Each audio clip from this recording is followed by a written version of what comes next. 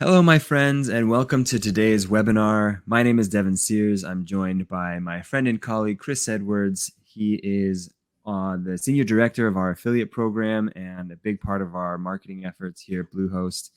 And today we are talking with him about building client relationships that last.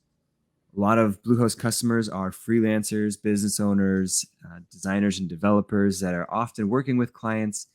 And anyone that's worked with a client before knows that sometimes those relationships can be a little bit tricky to navigate. There can be some difficulties, there can be some tension there. So we wanted to meet with everyone today and talk about how you can build those relationships that last. So before we get into the content, as I mentioned, we are joined today by Chris Edwards, our Senior Director of Marketing.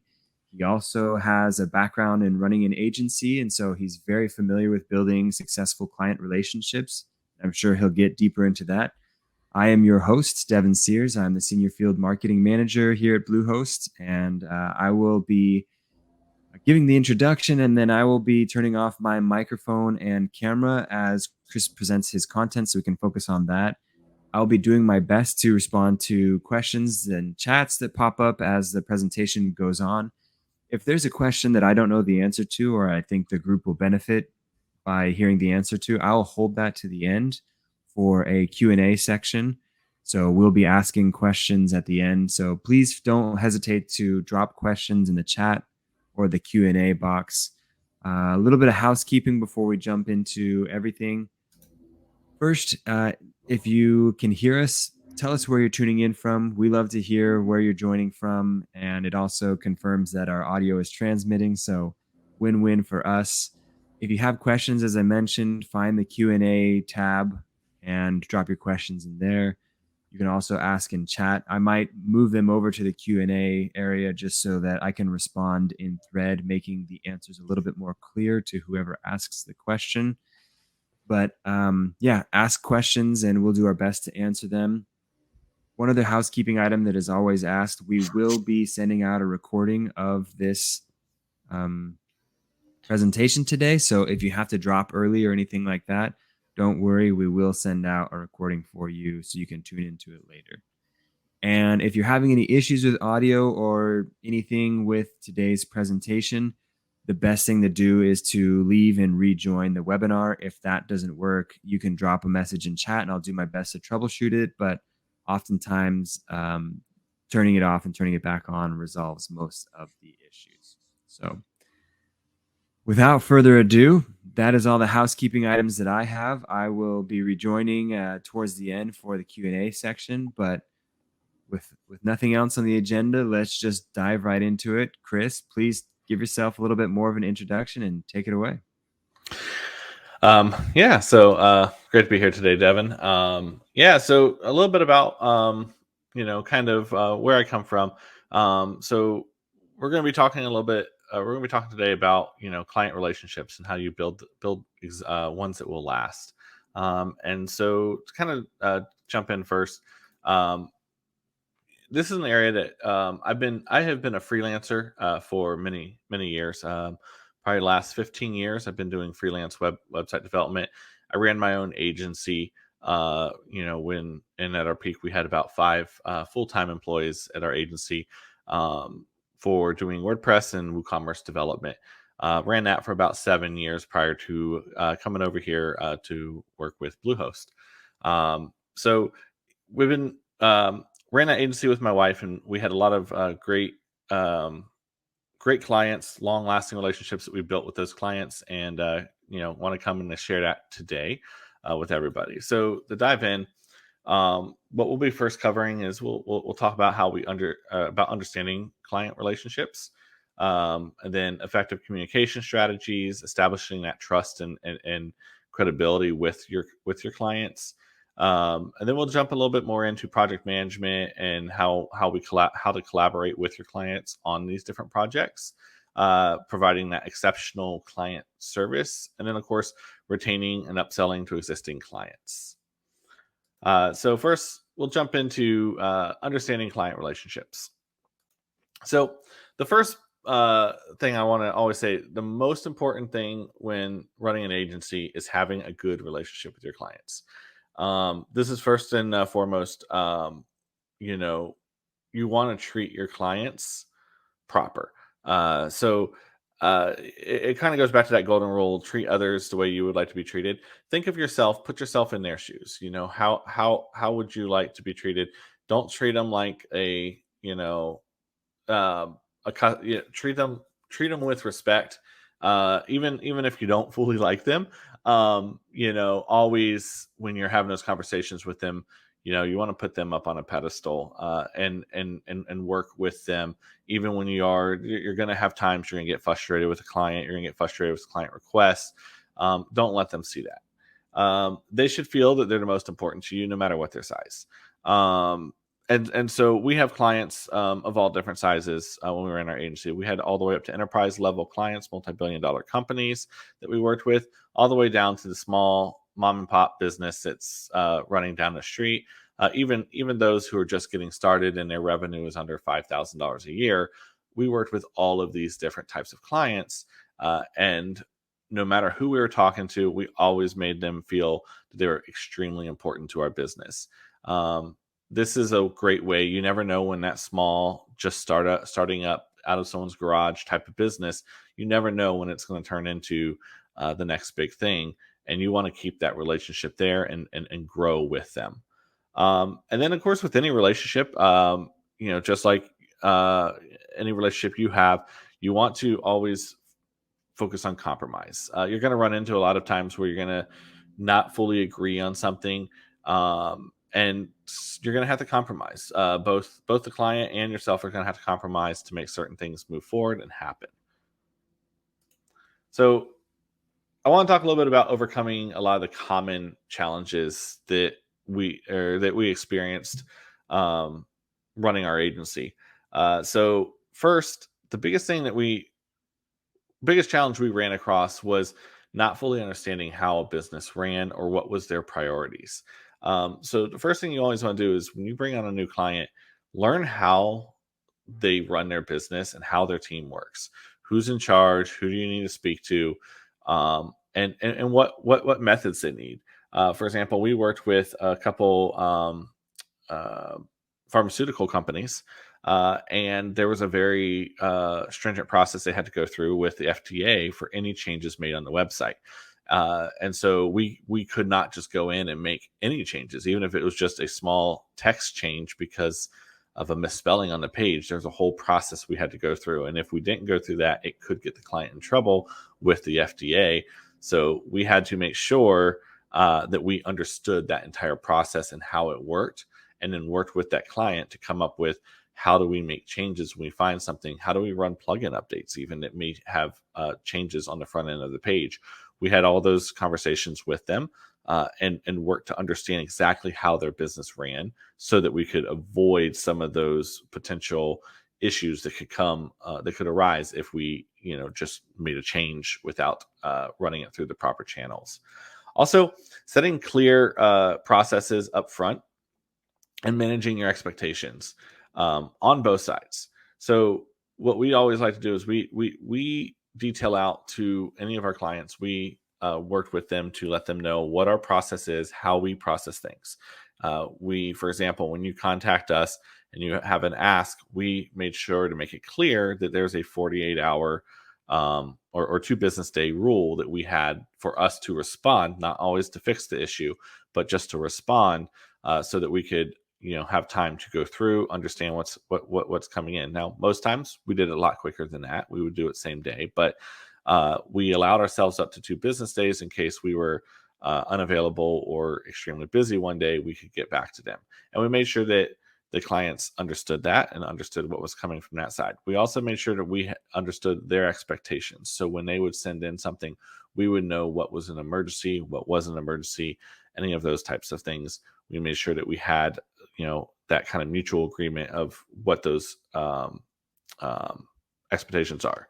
And then speaking of agreements, um, when you agree, um, make sure that when you have conversations that you come to an agreement on everything, and then you get it in writing. And I can't stress that enough. You want to get it in writing. And if you're like on a call or in a Zoom meeting, always follow up those with a in person with a email talking about what you talked about in person with them. That's the best way to make sure that nothing was misunderstood.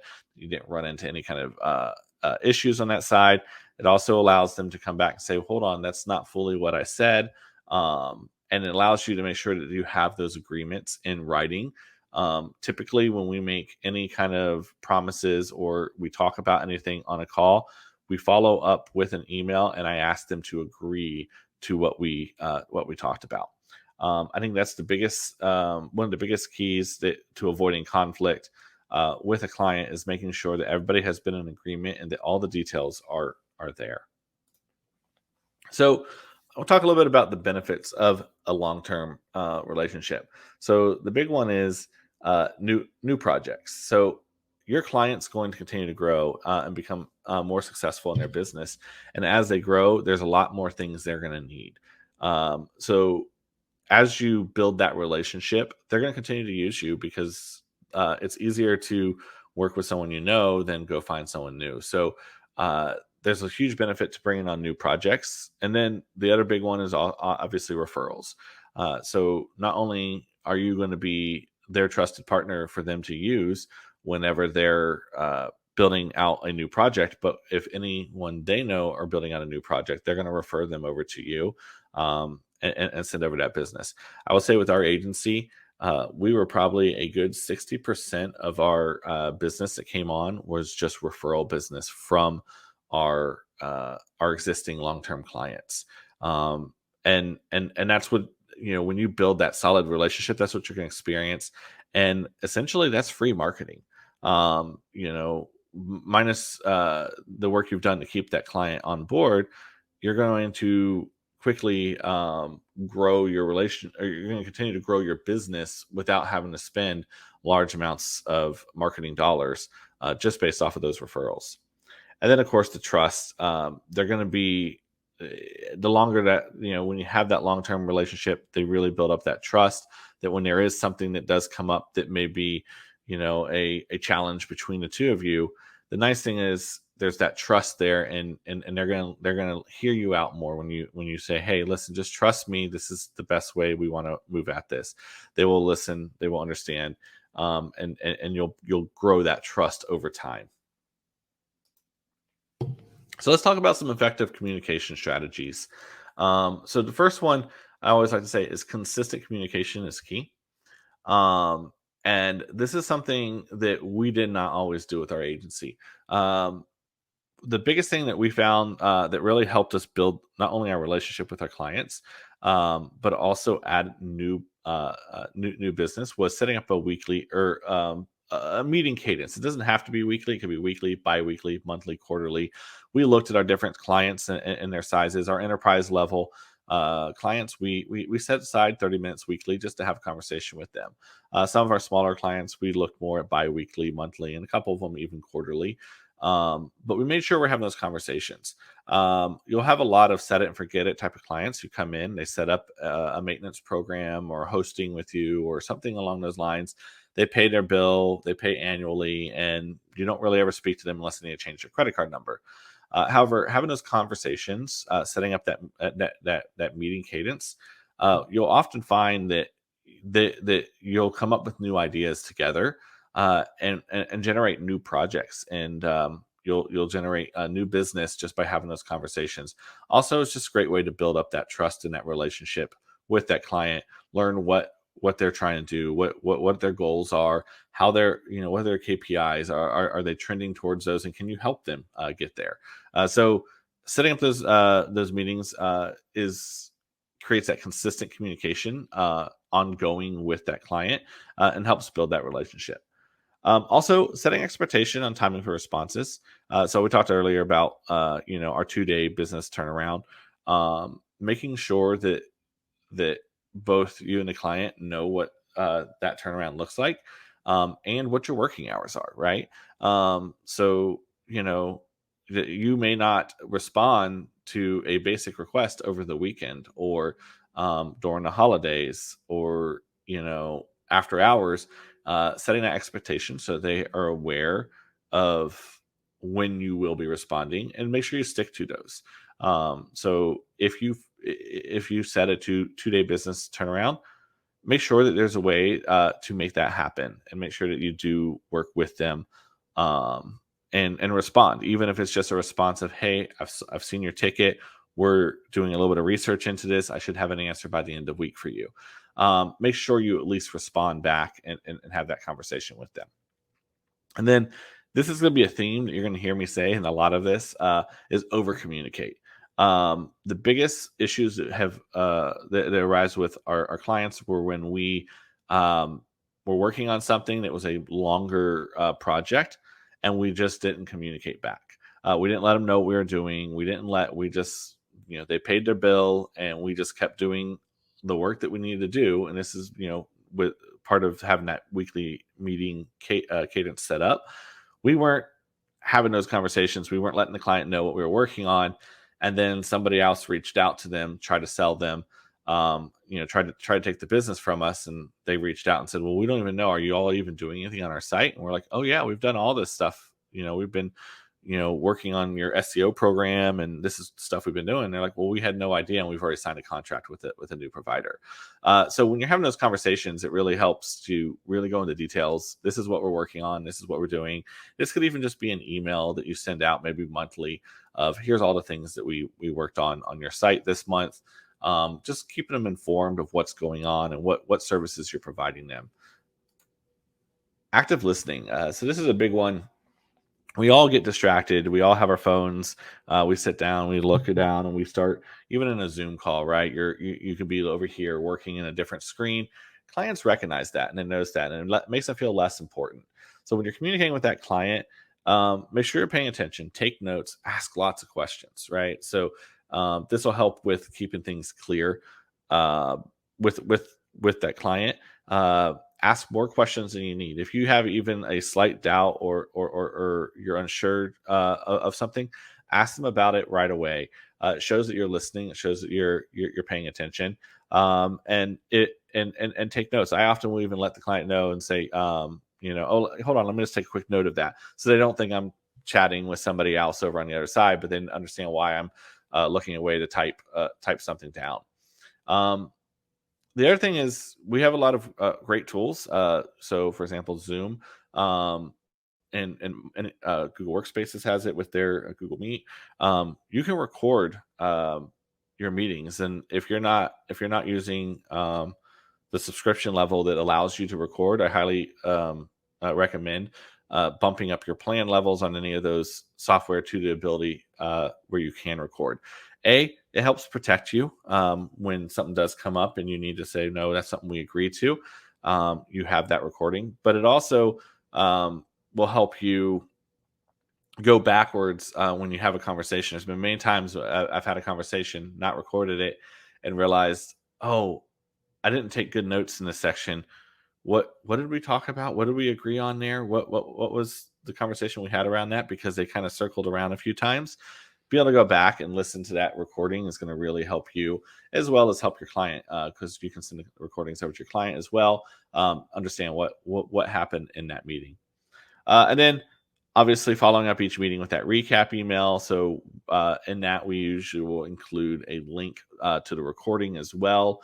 But it's a great way just to make sure that we're all still on the same page. If something was talked about that is incorrect, it'll come up in those notes, and your client will definitely let you know really quick that that's not what they meant. And it's a quick way to clear up something before you start working on it or moving forward.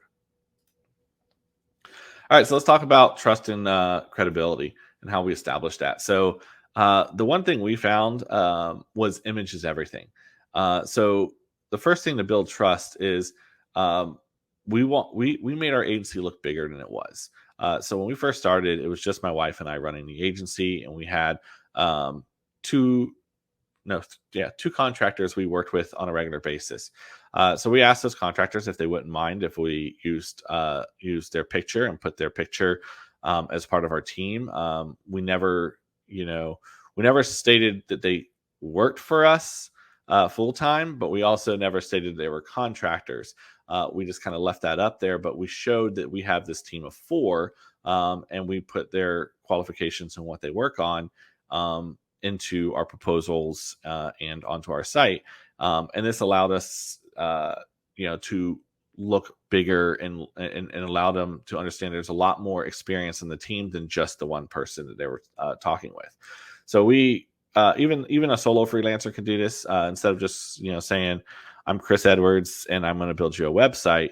You can come up with a name for your agency and you can push that forward and create a brand, a quick little logo, and put together something to present yourself as an actual agency.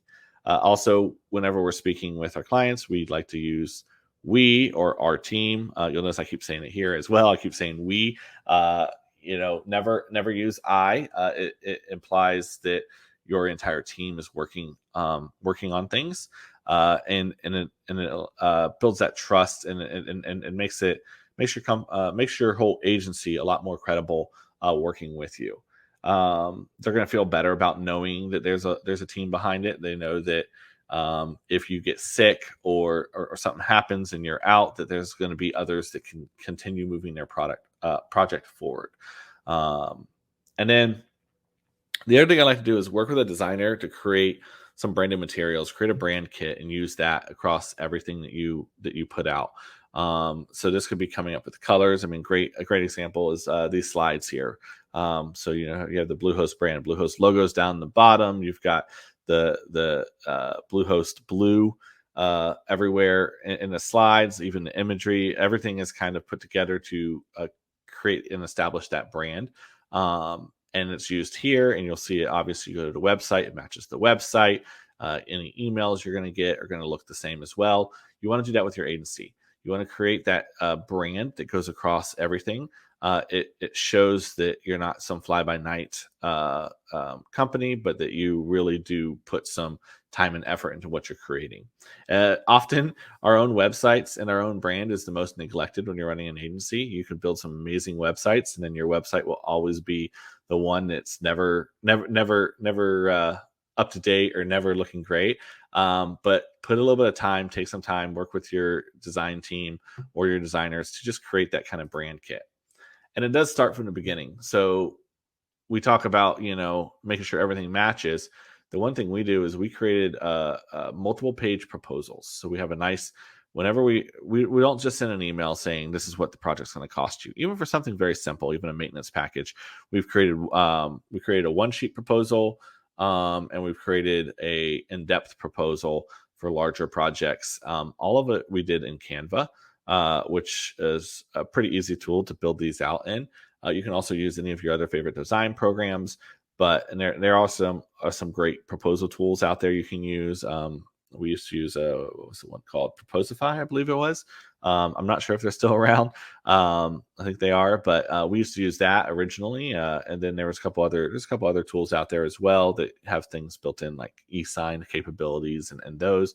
But we created we took that brand that we built up in that brand kit and we put it into our proposals as well.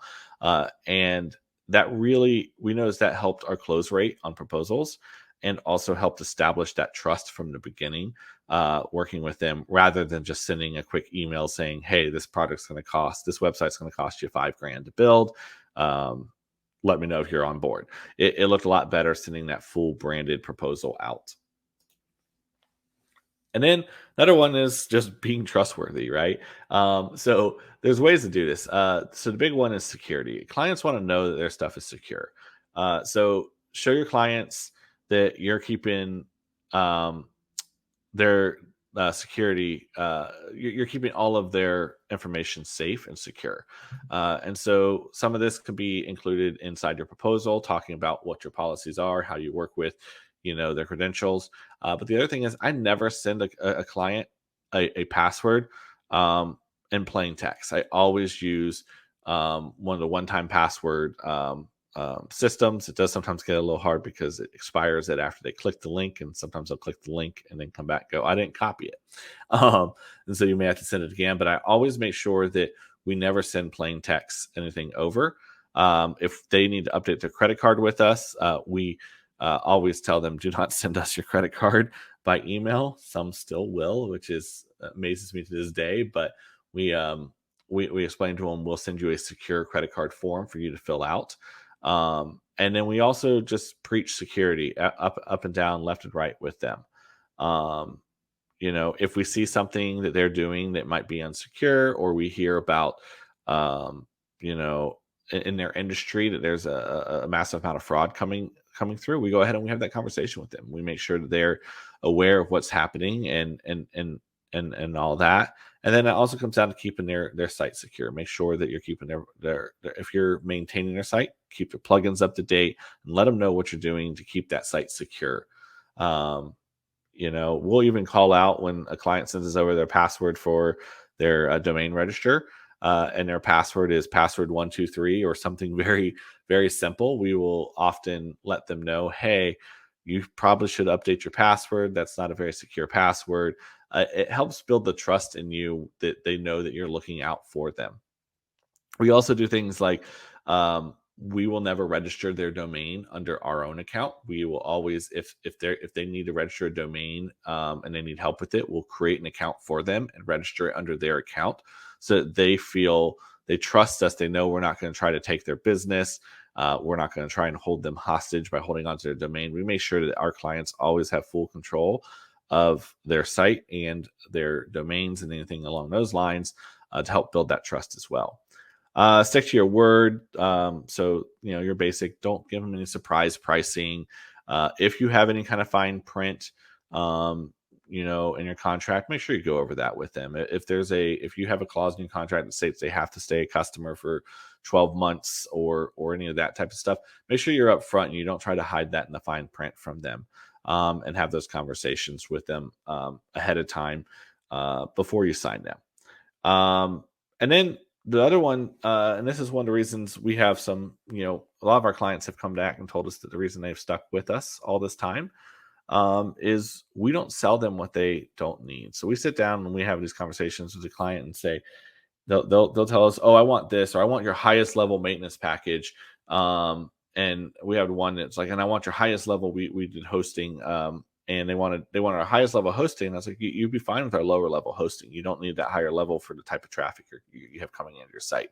Clients, that goes a long way when they realize that you're willing to turn down that higher dollar amount to go with what's going to be best for them. It helps build their trust, and they're going to spend more money with you down the road. And then going above and beyond. So we talked about that already. When you see something out of scope, you see that something is not secure, or you see somewhere that can use some security improvements or any of that, you're going to have those conversations with them. We'll also look at it, and we'll let them know if we see that they're being taken by another vendor. So we'll see them working with another vendor. We'll be like, hey, just so you know, this vendor is not doing things in your best interest, and we just want to make you aware of that. We're not trying to sell them anything. We're not trying to sell them a different service. We're just making them aware of, hey, you may want to be very careful. Maybe go ask these questions to that vendor because they may be taking you for a ride. So let's talk about collaboration and a little bit about project management. So the biggest thing I like to say here is collaborate with the way the client prefers. So you're going to find all these project management softwares out there, have a way for you to invite your client into the experience, right? And so they can be a part of the project, and you can assign them tasks and all of that. I can tell you 95% of the time that does not work. You end up spending more time sitting with the client and trying to explain to the client how to use your project management system. Things get lost. They don't actually get things done. They get very confused. I like to say, talk with your client, learn what they want to do, and how they want to collaborate, and keep it very simple for them. If they rather just send you an email, have them send you an email, and then you can add it into the project management system. Don't force them into using some complicated piece of software that is not something they want to do. Now, if they want to use one of those, you can show them in your proposal, or when you're bringing on the project. You can say, hey, this is the software we use. Would you like to be a part of it? If they want to be a part of it, then by all means go ahead and use it. But If they're looking at, if they're like, that seems really complicated, we just want to send you emails, let them do that. Just work with them on making sure that they're sending to the right email address and the right person. So make sure you set deadlines with your client. Don't leave things open ended. This way you can keep the project moving on. We'd like to set when we set our proposal, we give a timeline of the project, and then we have a clause in there that states that this is based off of the client providing everything by the deadlines. Any delays to that can delay the project. So we make sure that's in there. Again, over communicate. Make sure when you're collaborating with them that you're over communicating things. You're letting them know what you need everything for, and then talking about that, make sure that you ask for everything you need and more up front. So we don't start any project until the client has provided us everything we need. So content, all of that has to be provided to us. But we often will ask the client to provide us even more, so that we don't hit a spot later on down the road where we're wanting something. So we'll ask them, instead of asking them for one picture for a page, we'll ask them for 3 photos for that page, and then we'll pick which one fits best on there. However, if for some reason that photo doesn't work, we have at least 2 others they've sent us, and we don't have to wait on that client to try and get that.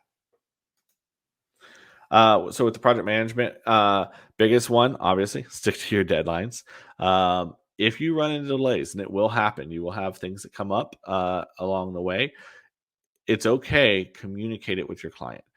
Clients do not like to get to the end of the project, the original project deadline, and then find out that you're 3 weeks behind, and that you've known that you'll be 3 weeks behind for the entire life of the project. The second you start to see some delays, let the client know, and try to work out a way that you could maybe get back on task with that client. Maybe it's, hey, can we launch this piece first and then do a fast follow afterwards with this, so that we can still hit that original deadline.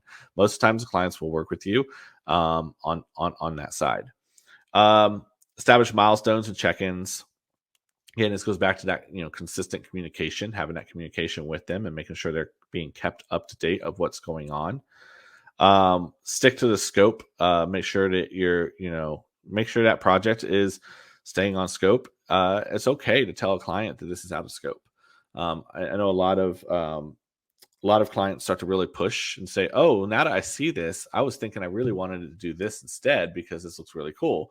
Or after you start the project, you've already scoped it out, they have ran across another website that they want you now to build that functionality in. It's okay to come back and say, that's great. However, that's going to extend the deadline of this the project, as well as it's going to cost a little bit more for us to do that and provide them those.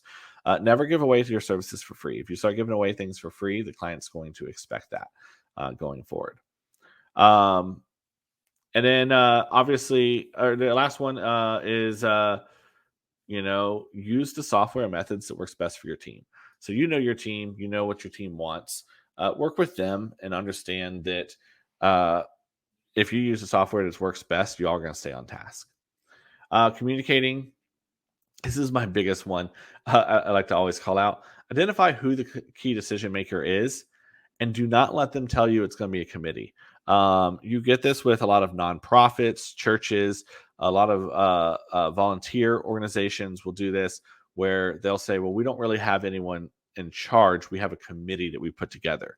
That's fine on their end, but have them appoint somebody to be the point of contact. That's the person who tells you yes or no for everything. Because if you're working with, if Sally tells you to do this and Sue tells you to do this, and you don't have a point of contact who's going to be in charge, you're going to then be the one who's having to try and wrangle this whole committee together to come up to a decision.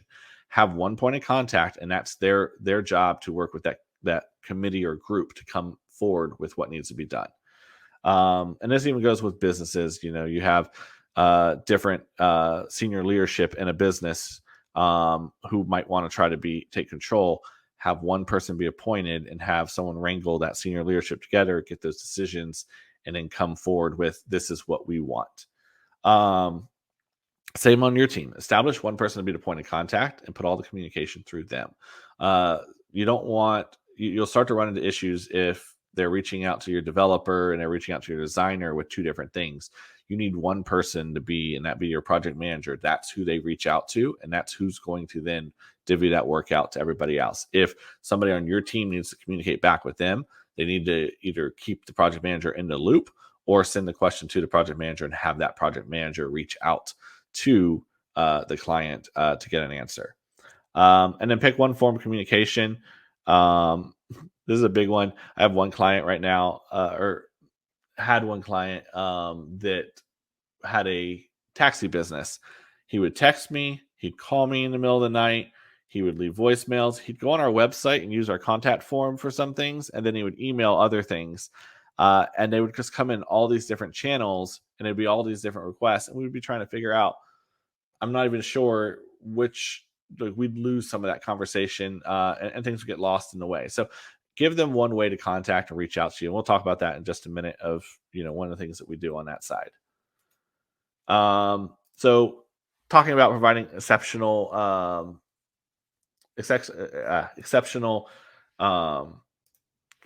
client service is going to be friendly but firm. So your tone of voice is going to come out inside of your. They're going to know if you're not interested or if you're very stern. If you're too stern, you want to come off sounding friendly, both in your email correspondence and tone of voice. I use Grammarly, and Grammarly actually has a function where it'll tell you what type of how your email is sounding. It'll tell you if it sounds friendly, if it sounds rude, if it sounds. It's really kind of cool. It uses AI and all that, and they'll tell you that, because I find that I was a little too direct. My wife was the one I usually would have send some emails, especially when we had like a problem come up, because she was a lot better at working with the friendliness side, as I was more direct, and I would come a little bit more sometimes off a little too direct. But it's okay to be a little bit firm in some of that. It's okay to return back and state, in a nicest way possible that, hey, this is what our scope and our contract states. So we need to stick with that. We can't go off book here. So being friendly does not always mean giving away free products either. Don't think friendly means that you're going to give away everything.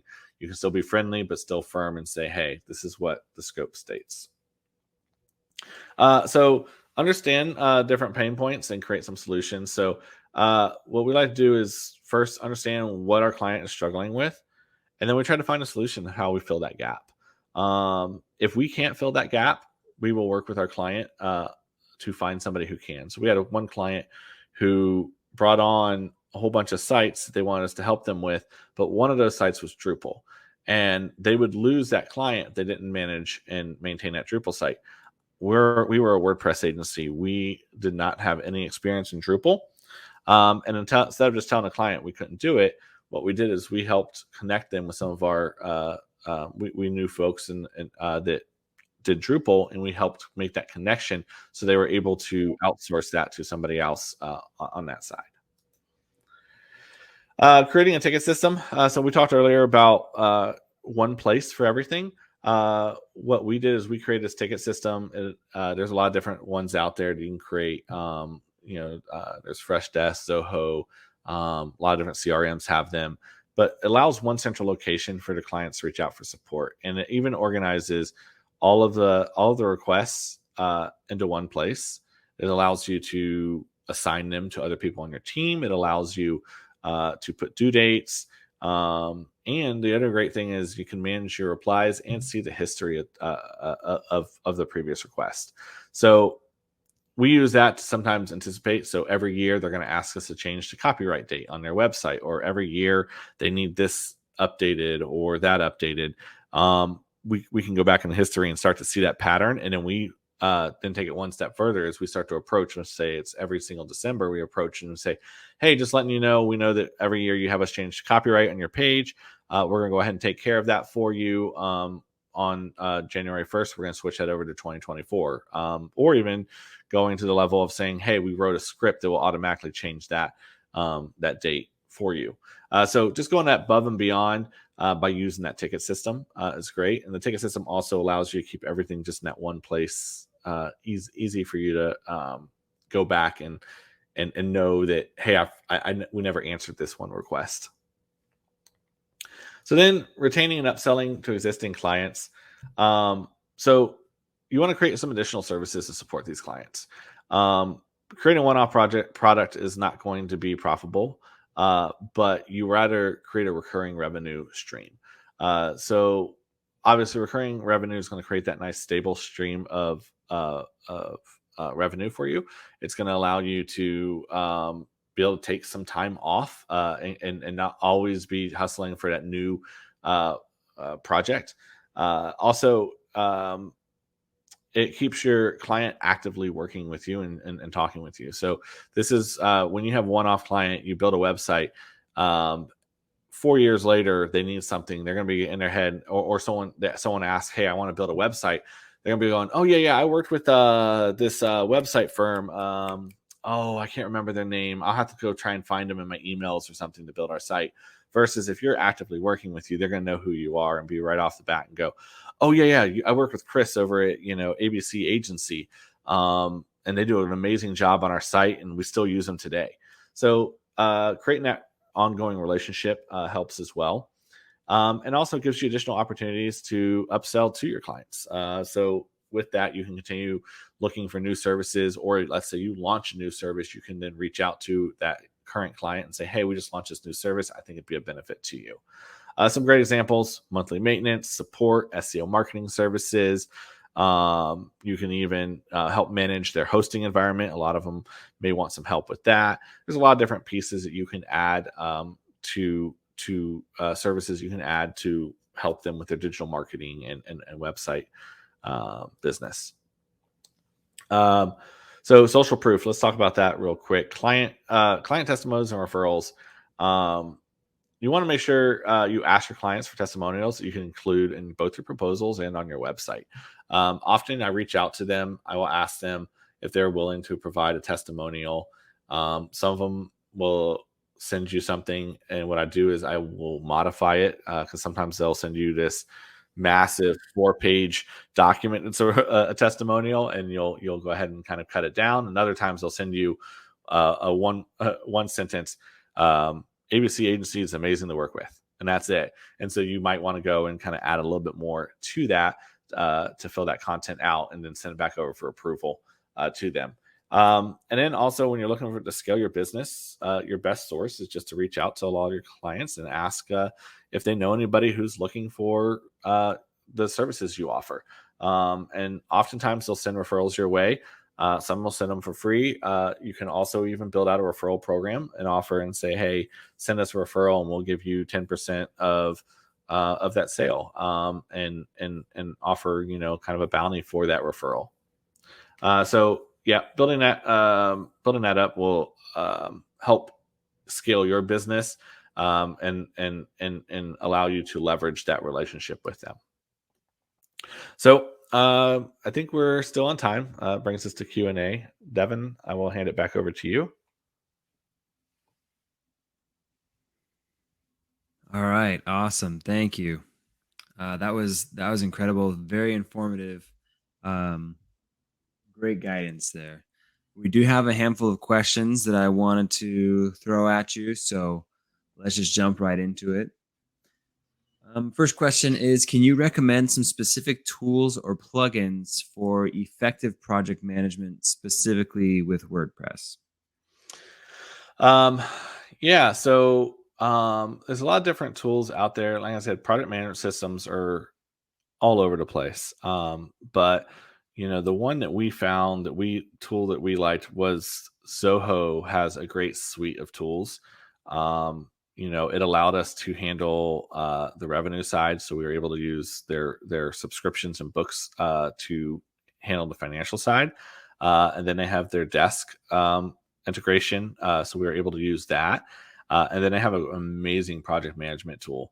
And we liked it because it could also link over to the billing side. So as we worked on the project, we were able to even track the hourly work back over into our billing system, so that we were able to easily bill for work. It also allows you to invite the customer if you wanted to go that route. Like I said, it typically doesn't work out, but you could invite the customer in to use that as well. So there's that. The other one is more simple one that a lot like to use is Trello. And I believe they still have a free version. You can use Trello pretty easily as well, just to manage more basic projects if you're not looking for that more robust software. Awesome. And my own personal follow-up question to that is, are there any features that you think that freelancers or people that are looking for a plugin to help them with, are there any features that they should be looking for that perhaps might not be as obvious? Um,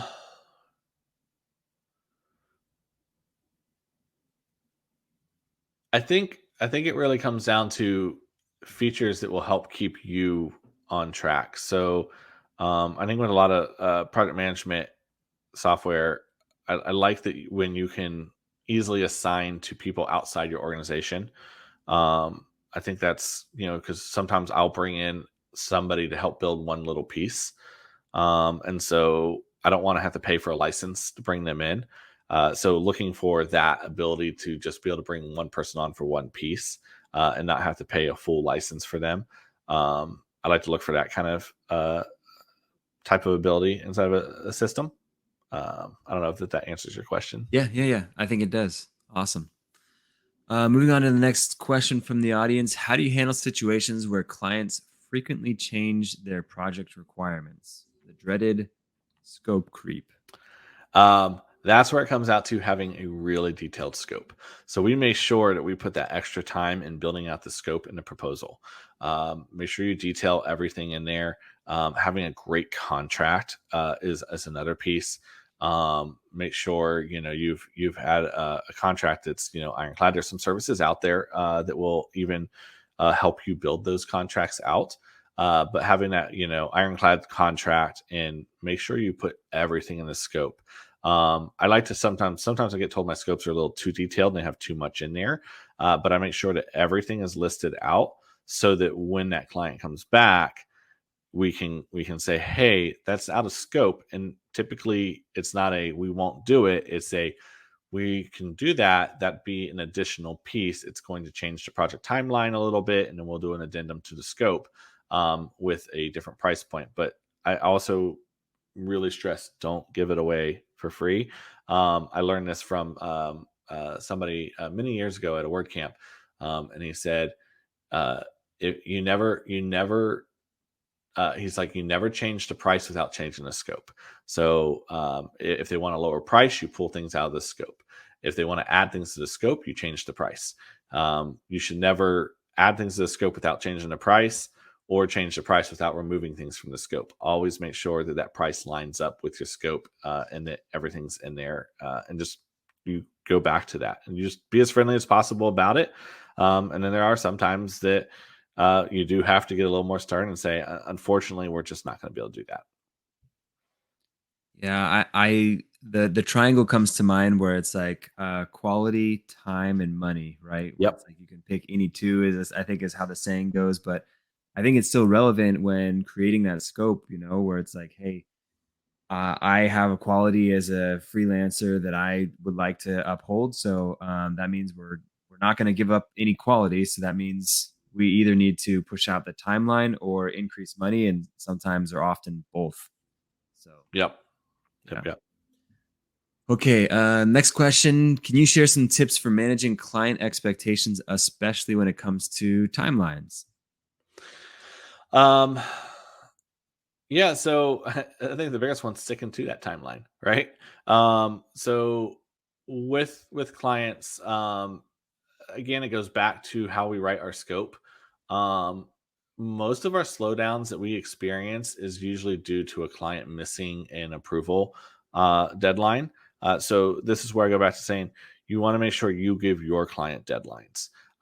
So we build into our scope and say that the assumption here is that we will finish this by X date, and then the client will have 3 days to review it and submit all changes back to us for revisions. And so if they do not submit those in 3 days, what we do is, as we approach that third day, we let them know, hey, we need these by end of day in order to keep this project on task or on time. And we'll reach out to them about it. And then once we pass that, we do let them know. We have another email we'll send out that just says, hey, just so you know, we've now gone beyond the time of when we need that. This may push the deadline out a little further. Now, sometimes they come back and say, oh, we have no revisions, and then we end up getting back on time. But and then I do want to add real quick to that. The other one that stretches out time, speaking of revisions, is we do add into our scope a rule for revisions. Revisions have to be submitted to us in one document with all revisions for that round, and they get 2 rounds of revisions for free included with their project, and any additional will incur an hourly fee at X amount of dollars, which is written into the contract. And we do that because you will get most of the times you build these projects, they send it out to their entire company and say, hey, look at our new web page that we're going through. And then you've got 30 people sending an email saying, hey, I saw this on this page, or I saw this on this page, and it just becomes a complete mess. So we tell them it has to be put into one document and then submitted. So this is where you go back to that, not committee, but one stakeholder over there. They have to formulate it into one, submit that as revision 1. And then what we do is we let them know that that's now, once they submit it, we let them know, say, we are taking this as revision 1. Is there anything else you want added? And if they say no, we say, okay, we will move forward with doing everything in revision 1. And there is no more anything they have to add after that will go into revision 2. So I think that's the big thing, is setting those expectations up front and making sure they understand how that process is going to work will help keep those timelines balanced. I like that. I think that's really good advice. The next question we have here is, how do you go about identifying upsell opportunities with existing clients without seeming too pushy? So this goes back to when I was talking about being trustworthy. We make sure along the way that we never try to push a sale onto a client that they don't need. So we offer a lot of different services, but there's some sites that they just don't need those. And we have some sites that rank really well, and they don't really need a full SEO overhaul. We have sites that are really small, and they don't need to be put onto a larger hosting package because they get almost no traffic, and they run fine on just the basic plan. So what we do is we build that trust with them on that side, and then when we go to upsell, we will we limit. We don't just have a list of things that we try to upsell to them. We really try to make sure that that's something that's going to benefit their business. So we present them and say, hey, we were looking through, and this goes back to where I was talking about in the beginning, understanding their business. When you understand their business, you can come back and say, hey, I notice you're a local restaurant and your Google listing isn't fully set up. We do offer a service where we can clean that up for you and get that into the right spot. We would love to do that for you. It would be at this cost, and that's kind of how we approach it. We make sure that you'll hear a lot of sales organizations and all this. They and larger organizations do this thing where there's always be selling, right? And so they have to end every client call with a sales pitch. We don't do that. We look at it and we only end one of those weekly or biweekly or monthly cadences. We only end them with a sales pitch if we see and identify a product that would actually benefit them. We don't just try to go and pick from a list and just try to upsell them anything. So I think it's just that trust side. And when there's that trust there, you can really pitch anything you need as long as it's something that's going to benefit their business.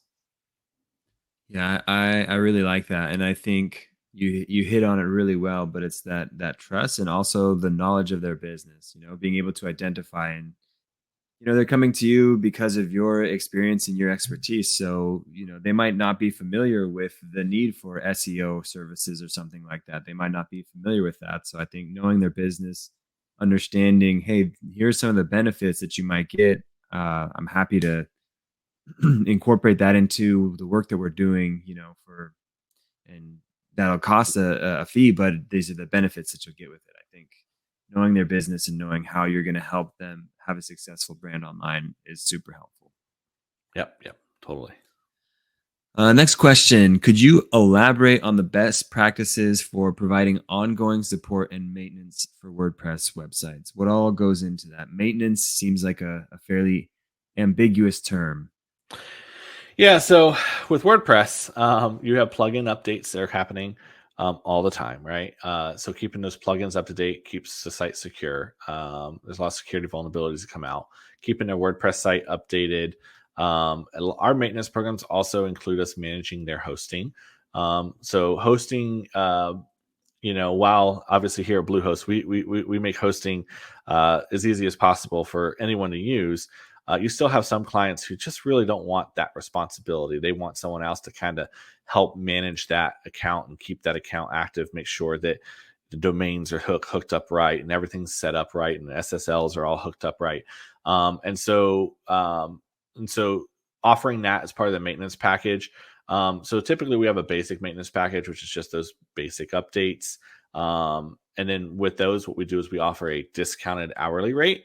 So it's a little bit lower than our normal hourly rate because you're on our maintenance package. And because we control the site, we also know there's not that many unknowns.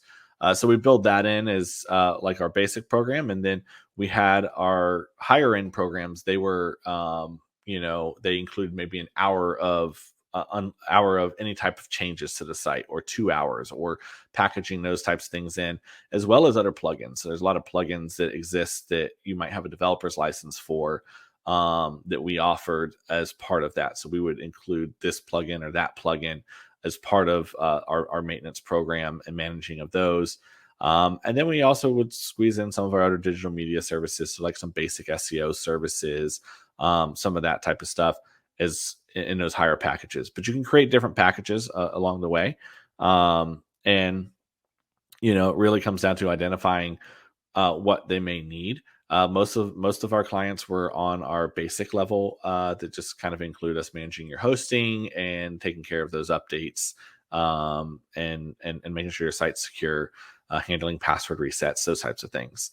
And then they would just pay us hourly for any extra changes. But we did have a few others that would choose to go to those higher level plans as well. And I suspect, based on what you've said already, that the scope documents that you created clearly identified what is going to be part of the initial payment and what you get for ongoing maintenance, because there's going to be a separate fee associated with that. And so you want to clearly define, look, Hmm. this is what you get for the initial package, and then from here on out, this is what you get with maintenance. And specifically with your situation, Chris, I feel like people are coming to you to have their brand presence online. So I think maintenance package can mean different things for different people, but I think specifically in what you were doing, a lot of it is just like we want to make sure that our brand is kept online. So there's a lot that can go into that, as you mentioned, hosting, SEO, passwords, security. There's a lot Hmm. that can go into that for sure. Yep, yep. Okay, we're coming close to time. I'm going to advance the slides to a resource page for Bluehost. If you have any questions or professional services that you need help with, these are just some resources on how you can get in touch and learn more with Bluehost. We do have a few more questions I want to go through, but we'll just keep it on this page as we go through the remaining question.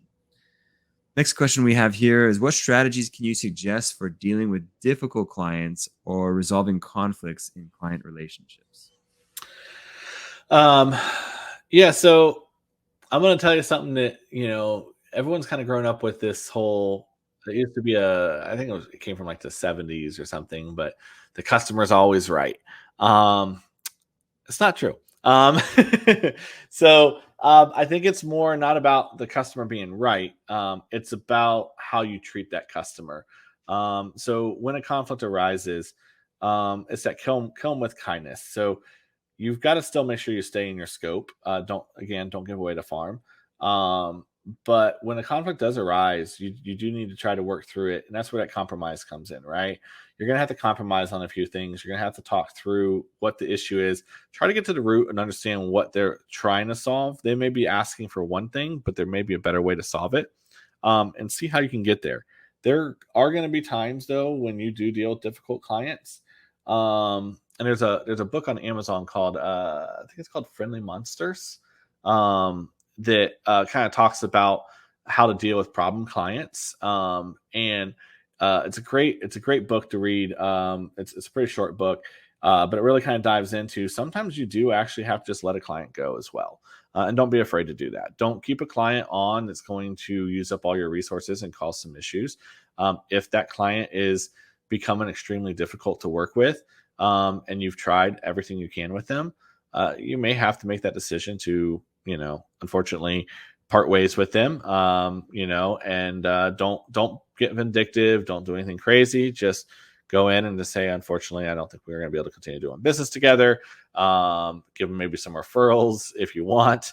Maybe you don't want to refer them to some of your friends that but give them at least some resources that they can at least go to try and find a replacement, and just part ways with them as professionally as possible.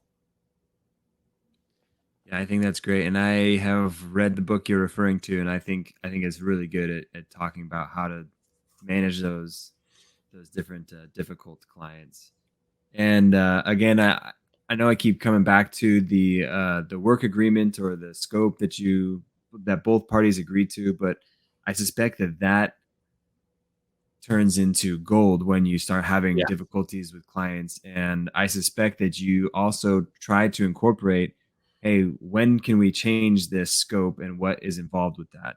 So that so something that the client is agreeing to is, hey, if I want to make a change, it says in this document that I'm signing, this is when I can make a change. This is the steps that are involved with that, and that there will be a cost associated with it. And that way, if they do become problematic, and clients obviously can be problematic for a number of reasons. Mm-hmm, It can mm-hmm. be unrealistic expectations or unrealistic timeframes or demands or something like that. So I think having that document you can refer back to and say, yeah, like, as you'll notice, this is not falling in with what we agreed to. However, you signed this clause that says if we're going to increase the scope, then we can do that. It's just going to incur this price, which you agreed to. So if we can come to terms on that, then great, we can keep working together. And if not, then I've got a handful of people that I can recommend you reach out to. I think that's a great way to go about it. Yep. Have a scope and a legally binding contract. Yes. Biggest things with that. Yeah. And something that they agree to, right? That Yep. they either through DocuSign or even just PDF or something get their signature on it, so that they don't just say like, oh, I lost it in my email, or I didn't realize that it counted towards whatever. Like, no, you signed it, you agreed to it. I'm afraid we have to hold to that. Okay, last question, and I think this has been super helpful and informative. So thank you for sharing your time and your expertise. The last question before we end today: how do you determine the right pricing structure for different WordPress projects? And they go on to ask, you want to ensure both profitability and client satisfaction. Yes, the old pricing question. That's a whole presentation in itself. Yeah, so I think the biggest thing is we have an hourly rate that we have figured out that we want to receive for projects. And so what we do when we're going to look at a pricing of a project is break it down into hours.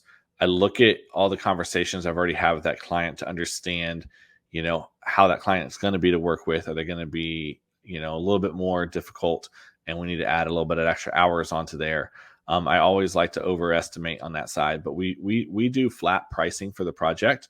So internally, we calculate out an estimate of what the hours are going to be to do the tasks that they want for that project, and then we present it to them as